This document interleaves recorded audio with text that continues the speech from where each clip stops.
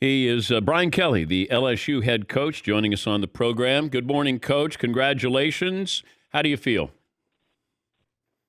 I'm a little tired right now, but I got chicory in my coffee down here in Louisiana, and it tastes really good. Well, you got a lot to get used to down there, food-wise, and you're not a po' boy after the contract details were released there. So congratulations on that. What does LSU give you that Notre Dame could not give you anymore? Well, I don't know if it wasn't. It really didn't have anything to do with what Notre Dame couldn't give me as much as another opportunity, another challenge to come down in the SEC.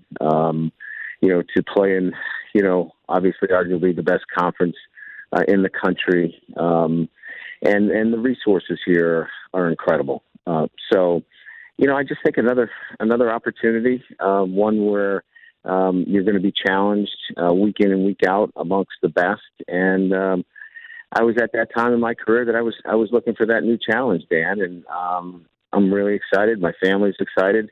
We haven't been in this part of the country, and we're looking forward to it. Our first day in Louisiana was yesterday, and it's pretty exciting. When did you start looking for that next challenge? I don't think you're so focused on your team, that my focus was on my guys at Notre Dame. I don't know that there was ever a, wandering eye at all. But, we're curious. We're coaches, right? We're always looking for, that next challenge. And, when the season was over and things started to move quickly, this opportunity presented itself. And that's why we're here where we are right now. All right. Help me out with this, just understanding that, there's recruiting limitations with Notre Dame, admissions, school discipline, those kind of things. Rick Neuheisel was with us last hour, and he said, those are hurdles at Notre Dame. With LSU, you don't have those hurdles. How important is that you can go after players and not sit there and wait to see if somebody's going to go, we'll give you the green light to get somebody in? Well, I think each school has distinctions, right? I mean, the distinctions at Notre Dame are real, and they are. They are incredible. But I think that LSU has distinctions as well in terms of its geographical base, its ability to recruit, the state of Louisiana. As I mentioned to you before, the facilities here for football. I don't think it's that, one's, the negative over the positive as much as, we did quite well, obviously, at Notre Dame. Given who Notre Dame is and the distinctions Notre Dame had. We had 5 consecutive 10-plus winning seasons. Only Alabama and Notre Dame did that. And so those distinctions were still ones that were easily accomplished. That team is so good. I believe that they can be in the college football playoffs 3 out of the last 4 years. Here at LSU, you've got other distinctions, and I mentioned them: geographics, facilities, incredible fan base, national championship just a couple years ago. So all those things are real here too as well. Is there a tactful way to say goodbye? Never. It's always difficult because of, things get leaked and they get out to the media before you can actually get in front of your guys. I did the best I could. I was on the road recruiting, and things got, out to the media before.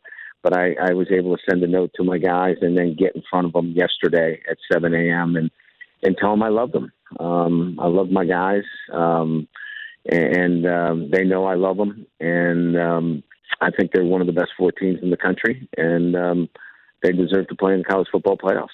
Yeah, I wondered how important it was to be the all-time leader in victories at Notre Dame, which you did this season. And then at age 60, you might look around and go, I've left Notre Dame in good hands, 12 years in where we are and who we are and what we are, that I can be selfish and do something for myself.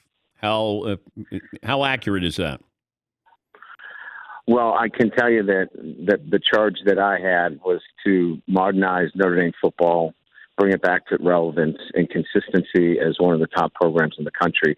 And we check all those boxes. I was never going to Notre Dame to be the all-time winningest coach. That kind of happened along the way. Our process was about, graduating champions, and we did that. And, the outcomes were what they were. But that was never my intent. It was to modernize college, the football program, which we did with infrastructure and improvements. It was certainly about consistency in performance and graduating, our football players. And all of those things were accomplished. And, I didn't just wake up one day and say, oh, I've done all this and kind of, said, all right, it's time to move on. But I saw this as an incredible opportunity and excited about the next chapter. He's LSU head coach Brian Kelly. When's the first time LSU reached out to your representatives? My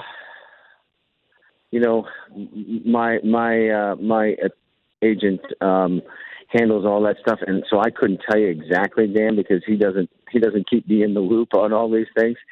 I think he kind of calls me when he thinks the time is right. So it was after, obviously our last game, and we struck a deal pretty quickly. Did USC reach out at any point?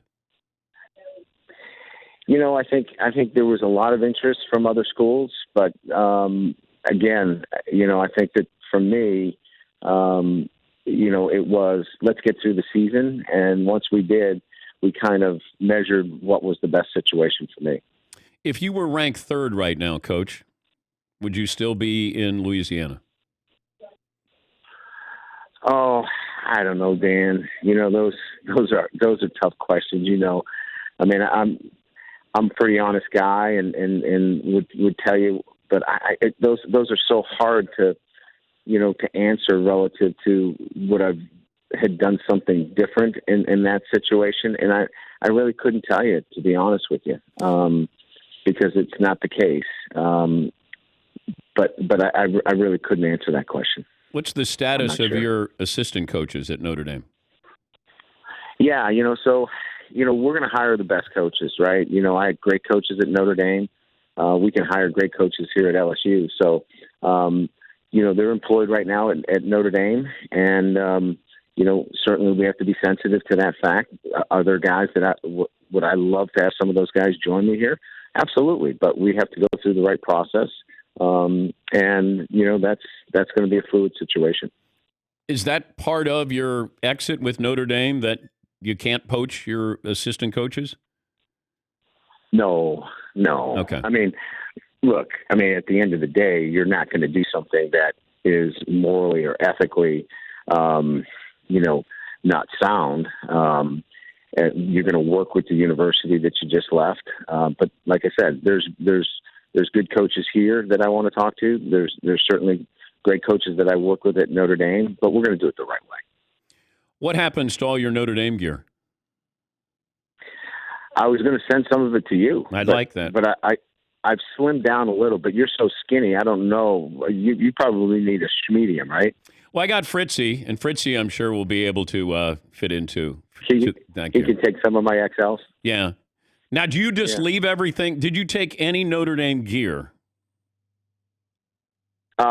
We haven't gotten a chance to do that yet. This has been kind of a whirlwind kind of deal. So we haven't really gotten a chance to even get back to the packing of my Dan Patrick trophy. So, yeah, I haven't even got that packed yet. Okay, were you building a house? What happens now? Were you building a house on campus? I built it. Yeah, it's built. It's done. Are you interested? Does that go to Luke Fickell when he comes in? If he opens up his pocketbook, I heard he's got to pay. That Midwestern money they got to spend. Are you in a hotel in Louisiana? Yeah, I'm on campus hotel, and great accommodations and plenty of Zippo potato chips. What is the most surreal moment of the last 72 hours? I just think the whole thing, from getting off a flight yesterday at 5:30 a.m. from the West Coast, talking to the team, getting back on the flight, talking to the team. It's just the continuation of closure to starting anew. It's just like one continuous moment in time, and you just don't have a chance to take a breath. Okay, wait a minute. You're recruiting in L.A. yesterday? Yes.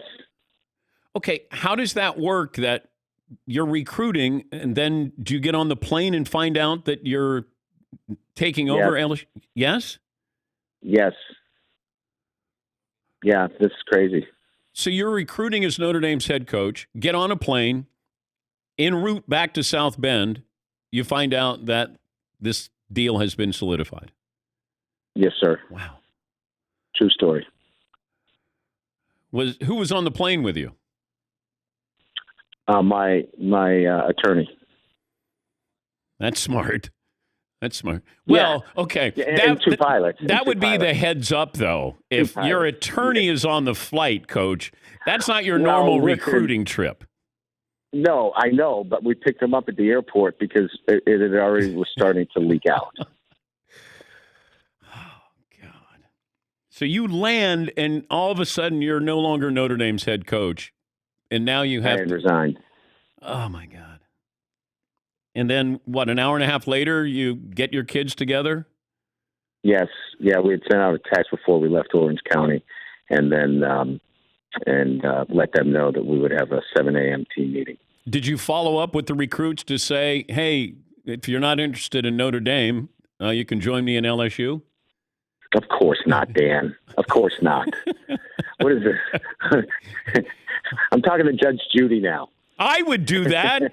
Hey, wait, I mean, are you kidding me? That's Lincoln Riley's bringing players who decommitted to Oklahoma. Well, Lincoln can do what Lincoln wants to do. Brian Kelly's going to do what he does. All right. What's planned for the rest of the day? We're going to do some photo shoots with the family. I'm going to try to find some temporary housing. And then I'm going to meet with a number of smaller media types, not the power brokers like you. Oh, okay. All right. Well, congratulations, and we'll stay in touch.